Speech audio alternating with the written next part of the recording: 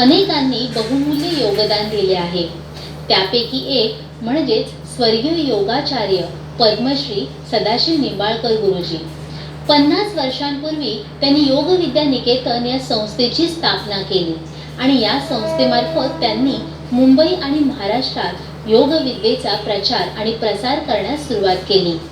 स्वर्गीय योगाचार्य पद्मश्री सदाशिव निंबाळकर गुरुजी यांनी सर्वप्रथम दूरदर्शन मुंबई येथून आरोग्यासाठी योगा या आपल्या कार्याचा प्रचार आणि प्रसार करण्यास सुरुवात केली। त्यांच्या या योगदानाच्या स्मरणार्थ 28 ऑक्टोबर 2023 रोजी त्यांच्या पुतळ्याचं अनावरण योग भवन वाशी येथे करण्यात आलं।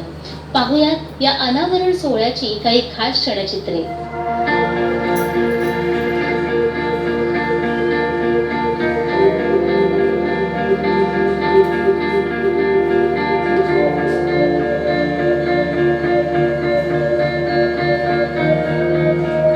28 ऑक्टोबर 2023 रोजी योग भवन वाशी नवी मुंबई इथे स्वर्गीय योगाचार्य पद्मश्री सदाशिव निंबाळकर गुरुजी यांच्या पुतळ्याचं अनावरण करण्यात आलं। यावेळी अनेक योग संस्थांचे प्रतिनिधी आवर्जून उपस्थित होते।